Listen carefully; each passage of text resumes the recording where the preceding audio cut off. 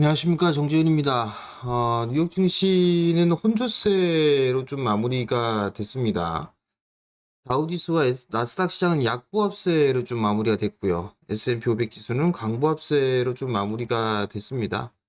한국의 야간 선물 시장도 약보합세로 좀 마무리가 됐는데요. 일단 한국 시장 같은 경우 보합권역에서 좀 출발하지 않을까 그렇게 좀 보여집니다. 어닝 시즌이 좀 지속되고 있는 그런 상황들입니다. 넷플릭스라든가 이런 부분들 실적 발표를 좀 앞두고 있는 그런 상황들이고, 넷플릭스 같은 경우도 실적이라든가 이런 부분들을 좀 발표를 했죠. 그리고 로키드 마틴도 마찬가지로 실적 발표를 좀 했습니다. 일단 실적이 좀 양호하게 좀 나타났었어요. 양호하게 좀 나타나면서 로키드 마틴 같은 경우도 좀 상승을 해주는 그런 모습들이 좀 나타났었고요. 반면 이제 금리 인상에 대한 그런 부분들 지속돼야 된다라는 그런 얘기들이 좀 있었습니다. 몇 차례 좀 더 인상을 해야 된다. 뭐 이런 얘기들이 좀 나오고 있는 그런 상황들이고요. 그리고 뭐 5%대 이상에서의 금리를 당분간 유지해야 된다라는 그런 얘기들이 좀 있었죠. 결국은 이 경기 침체에 대한 우려감이 좀 형성이 되고 있는 그런 상황이고, 종목의 실적들이 좀 양호하게 좀 나오면서도 일단은 그 부분들은 좀 반영이 되지 못하고 여전히 침체에 대한 우려감들이 여전히 좀 작용을 하고 있다라고 좀 보시면 좋을 것 같습니다. 나스닥 시장의 좀 차트를 보게 되면 고점권역에 있어서의 매물 소화는 좀 지속되고 있는 그런 상황들이에요.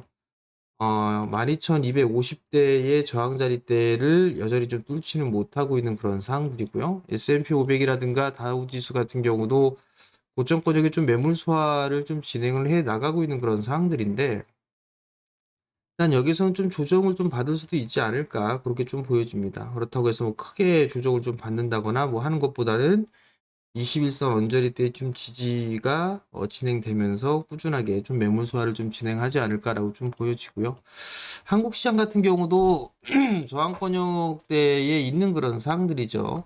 단기적으로 장중에 5일선을 이탈해주는 그런 모습들을 좀 보였다가 오늘 같은 경우도 일단 5일선 부분에 좀 시작을 하는 그런 상황들인데, 만약에 좀 조정을 받는다라고 하게 된다라면 아무래도 2,500대 초반 정도 때까지는 조정을 좀 받을 수 있지 않을까 그렇게 좀 보여집니다. 최근에 종목군들에 있어서 이 탄력도라든가 이런 부분이 좀 많이 떨어진 그런 상황들이에요. 물론 2차 전지 쪽에 있어서 이격이 좀 과도하게 벌어져 있는 그런 종목군들 같은 경우는 조금 숨고르기가 좀 나와주고 있는 그런 상황에서 일단 순환매가 좀 나와주는 그런 모습들을 좀 보여주고 있는 그런 상황들이고, 그리고 업종별로 좀 순환매가 좀 진행이 되고 있는 그런 상황들이죠. 일단 결국은 일단 순환매는 좀 지속되지 않을까라고 좀 보여지는데, 우선 어제 같은 경우는 리오프닝 쪽의 종목군들이 좀 양호하게 좀 진행이 됐습니다.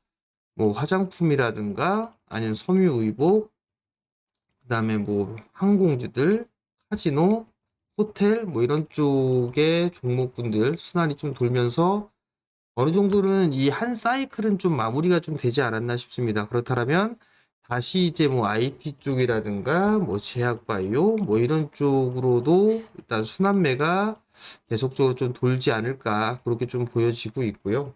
그리고 이제 어닝 시즌인 만큼 실적주라든가 성장 섹터에 대한 부분들, 이런 기업들 같은 경우는 여전히 틈새적으로 좀 상승을 해주는 그런 모습들이 좀 나타나지 않을까 그렇게 좀 보여집니다.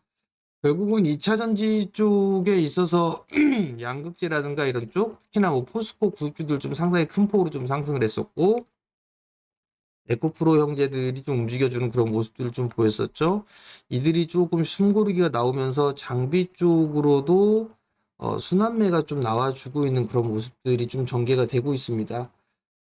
증설은 좀 계속적으로 좀 진행을 해야 되죠. 그렇기 때문에 수주가 좀 작년 대비해서 상당 부분 좀 늘어날 것으로 예상을 하고 있습니다. 그렇기 때문에 장비사들 쪽도 여전히 좀 관심 있게 볼 필요성은 있지 않나라고 좀 보여지고요. 순환매를 활용해서도 눌림목을 좀 보겠다라고 하게 된다라면 요 며칠 이제 하루 이틀 정도 눌렸었죠. 제약바이오 쪽도 나름 좀 괜찮고요. 그다음에 인프라 쪽에 있어서의 종목군들도 여전히 실적에 대한 기대감이 남아있는 그런 사항들이죠. 그렇기 때문에 뭐 봐야 되겠죠. 뭐 건설 기계 쪽이라든가 아니면 뭐 기계 쪽, 그 다음에 다른 쪽을 좀 보게 된다면 뭐 피팅 쪽이라든가 뭐 이런 쪽에 같은 경우도 나름 좀 괜찮을 것 같고요. 전력 쪽이라든가 이런 기업들도 신고가를 좀 기록하고 난 이후에 조금 조정을 받고 있는데 좀 더 눌러주게 된다라면 이런 종목군들도 편입을 시도해보는 그런 전략이 좋지 않을까 그렇게 좀 보여집니다. 일단 지수에 대한 흐름들보다는 종목에 좀 집중하는 전략이 좀 좋을 것 같고요. 뭐 두산 밥켓이나 뭐 이런 기업들이 신고가를 좀 기록을 하고 있어요. 건설 기계 쪽이죠. 그렇게 된다라면 뭐 진성 TC라든가 이런 기업들도 나름대로 좀 괜찮지 않을까라고 좀 보여집니다. 한 차례 좀 상승을 해주고 난 이후에 지금 박스권역에서 매물 소화를 좀 진행을 하고 있죠. 그러면서 이격을 좀 좁혀주는 그런 모습들을 좀 보여주고 있고 61선의 저항 자리대를 좀 부딪히고 있는데 이건 돌파 시도가 좀 충분히 나올 수 있지 않을까라고 좀 보여집니다. 수급적으로 좀 보더라도 4월 중순경에 일단 일정 부분 좀 매수세가 유입이 되고 난 이후에 매도에 대한 물량이 없는 그런 상황들이기 때문에 숨고르기가 진행되고 난 이후에는 한 차례 순환매로 상승을 할 수가 있지 않을까 그렇게 좀 보여지기 때문에 이러한 종목군들 한번 보셔도 괜찮지 않을까라고 좀 보여지고요. 지금은 어닝 시즌이기 때문에 두 가지 부분으로 좀 나눠서 봐야 될 겁니다. 순환매가 좀 나오고 있는 순환매를 이용한 섹터들을 선정을 해서 트레이딩 관점으로 수익 관점으로 좀 보는 전략이고요. 두 번째는 주도 섹터들에 있어서 주도주가 있는 그런 사항들이죠. 뭐 대표적으로 2차 전지도 여전히 주도 섹터로 좀 볼 수가 있을 것 같고요. 뭐 전력이라든가 이런 쪽도 흐름들이 좀 양호하죠. 그리고 에너지 쪽도 마찬가지입니다. 이런 쪽 모두가 실적에 대한 기대감이 여전히 좀 남아있는 그런 상황들이에요. 그렇기 때문에 실적이 좀 좋은 그런 모습들을 좀 보이는 섹터군들 같은 경우는 추세적으로 좀 대응하는 그런 전략이 좀 더 유리하지 않을까 그렇게 좀 보여지고요. 지수는 아무래도 좀 숨고르기가 좀 나올 수도 있는 만큼 무리해서 따라 들어갈 필요성은 없을 것 같아요. 이제 밸류적으로도 이제 부담스러운 그런 수준까지도 왔고 기술적으로도 많이 올랐던 그런 부분들이 있기 때문에 숨고르기가 좀 필요하다라는 점, 그 부분들을 좀 기억을 하시면 좀 좋을 것 같고요. 다만 이제 지수가 21선 언저리 때까지 좀 눌러주는 그런 모습들을 좀 보여주게 된다라면 뭐 이렇게 지금 구간대에서 21선이 2500 조금 아래에 있는 그런 상황들인데 시간이 지나면서 좀 올라가겠죠.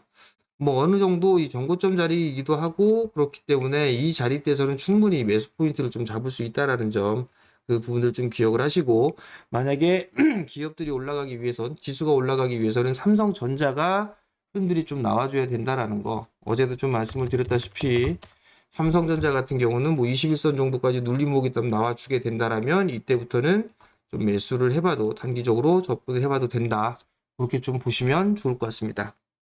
매일 아침 영상을 좀 올려드리고 있죠. 여러분들 구독 신청 좀 해주시고요. 그 다음에 알림 설정 해놓으시면 영상을 올릴 때마다 알림이 뜹니다. 그러면 확인을 좀 하실 수 있으니까 구독 신청하고 알림 설정 좀 부탁 좀 드리고요. 오늘도 성공 투자하시고요.